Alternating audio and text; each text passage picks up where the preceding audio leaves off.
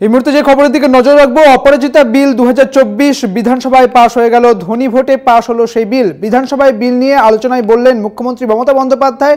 রাজ্যপালের বিলে সই নিয়ে বিরোধী দলনেতাকে খোঁচা দিলেন মুখ্যমন্ত্রী। তিনি বললেন, রাজ্যপালকে বলুন বিলে সই করতে। অপরাজিতা নারী শিশু বিল 2024 পাশ হলো বিধানসভাতে। ধ্বনি ভোটেই পাশ হয়ে গেল বিল। আপনারা জানেন, এর আগে বিধানসভায় এই বিল আনা হবে বলে জানিয়েছিলেন মুখ্যমন্ত্রী মমতা বন্দ্যোপাধ্যায়, এবং তারপরে আজ অপরাজিতা বিল 2024 পাশ হয়ে গেল বিধানসভাতে। এবং যে অধিবেশন চলছে বিধানসভায়, সোমবার থেকে সেই অধিবেশন শুরু হয়েছে। সেই অধিবেশনে আজ মঙ্গলবার অপরাজিতা বিল 2024 পাশ হলো বিধানসভাতে। ধ্বনি ভোটে পাশ হলো বিল। বিধানসভায় বিল নিয়ে আলোচনায় বললেন মুখ্যমন্ত্রী মমতা বন্দ্যোপাধ্যায়। রাজ্যপালের বিলে সই নিয়ে বিরোধী দলনেতাকে খোঁচা দিলেন মুখ্যমন্ত্রী মমতা বন্দ্যোপাধ্যায়। তিনি বললেন, রাজ্যপালকে বলুন এই বিলে সই করতে। অপরাজিতা নারী ও শিশু বিল 2024 পাশ হলো বিধানসভাতে। ধ্বনি ভোটে পাশ হয়ে গেল সেই বিল, এমনটাই বললেন মুখ্যমন্ত্রী মমতা বন্দ্যোপাধ্যায়। পাশাপাশি তিনি বিরোধী দলের নেতা শুভেন্দু অধিকারীকে খোঁচা দিয়ে বললেন, রাজ্যপালকে বিলে সই করতে বলুন। অর্থাৎ রাজ্যপাল সিবি আনন্দ বোসকে বিলে সই করতে বলুন, এমনই বললেন মুখ্যমন্ত্রী মমতা বন্দ্যোপাধ্যায়।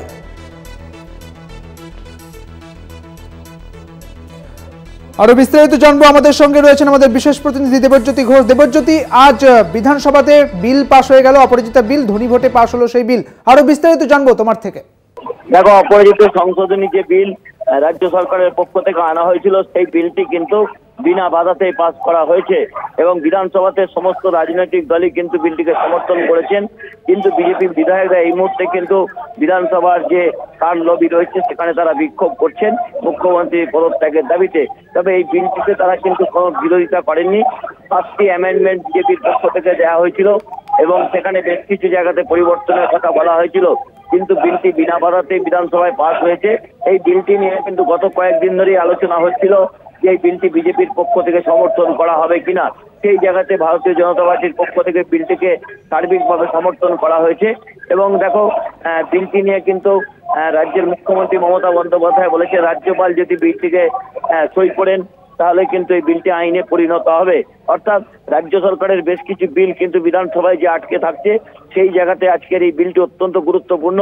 কারণ এই বিলটিতে বিরোধিতা করার পক্ষে কোনো রাজনৈতিক দলই দাঁড়াননি। আইএসএফ এর পক্ষ থেকে এবং বিজেপির পক্ষ থেকেও সকলেই সমর্থন করেছেন। সেই জায়গাতে আরজিকর ঘটনা থেকে সাক্ষী নিয়ে যে কঠিন বিলটি বিধানসভায় এসেছিল, সেটি কিন্তু পাস হয়েছে। সুদীপ্ত, এই বিলে আর কি কি বিষয় তুলে ধরা হয়েছে? এই বিলে বেশ কিছু গুরুত্বপূর্ণ পদক্ষেপ নেওয়া হয়েছে। ফাস্ট ট্র্যাক কোর্টে বিচার হবে এবং 21 দিনের মধ্যে বিচার হবে। অর্থাৎ যেদিন এফআইআর হবে তার 21 দিনের মধ্যেই বিচার হবে এবং বিচার প্রক্রিয়ার মধ্যে মহিলা অফিসারকে রাখতে হবে এবং এখানে জরিমানার ব্যাপারও রয়েছে। সেই জরিমানার টাকা নির্যাতিতার পরিবার বা তার চিকিৎসার জন্য খরচ করা হবে। অন্যদিকে বিলটি আরো কঠিন হয়েছে, সর্বোচ্চ শাস্তি মৃত্যুদণ্ড রয়েছে।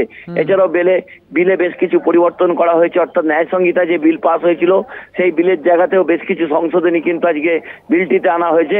অর্থাৎ অত্যন্ত একটি কঠিন বিল কিন্তু এই বিধানসভায় আজকে পাস হলো, যেটি অত্যন্ত রাজ্যের পক্ষেও সুখকর এবং অন্যান্য রাজ্যগুলো কিন্তু এই পথ অনুসরণ করতে পারে। কারণ অন্য কয়েকটি রাজ্যেও কিন্তু ইতিমধ্যে এই বিলটি পাস করার জন্য তারা বিধানসভায় আনতে চলেছেন বলে সূত্রের খবর। সেই জায়গাতে এই বিলটি নিয়ে গোটা রাজ্যের মানুষের লক্ষ্য ছিল। কারণ আরজিকরের যে নির্যাতিতা তরুণীর যেভাবে মৃত্যু হয়েছে ডাক্তারের, এবং তারপরেই রাজ্য জুড়ে যেভাবে তোলপাড় হচ্ছিল, সেই জায়গাতে এই বিলটি সরকারের কাছে একটা অক্সিজেনের মতো উপস্থিত হতে পারে। তবে সেক্ষেত্রে এই বিলে রাজ্যপাল সই করেন কিনা সেদিকে এখন আমাদের নজর থাকবে। অনেক ধন্যবাদ দেবজ্যোতি তোমাকে। আমাদের সঙ্গে ছিলেন আমাদের প্রতিনিধি দেবজ্যোতি ঘোষ। পাশাপাশি আজ বিধানসভায় মুখ্যমন্ত্রী মমতা বন্দ্যোপাধ্যায় তিনি ঠিক কি বলেছেন শোনাবো আপনাদের। নেতা কতকগুলো কথা বললেন, রুলসে পরিণত করার দায়িত্ব কার্যকর হবে কি? গভর্নরকে, মাননীয় গভর্নরকে বলুন এটাকে সই করে দিতে বিলটা। তারপরে যদি কার্যকর না হয় তার দায়িত্ব আমাদের, বিরোধী দলনেতা কতকগুলো কথা বললেন, রুলসে পরিণত করার দায়িত্ব কার্যকর হবে কি? গভর্নরকে, মাননীয় গভর্নরকে বলুন এটাকে সই করে দিতে বিলটা। তারপরে যদি কার্যকর না হয় তার দায়িত্ব আমাদের।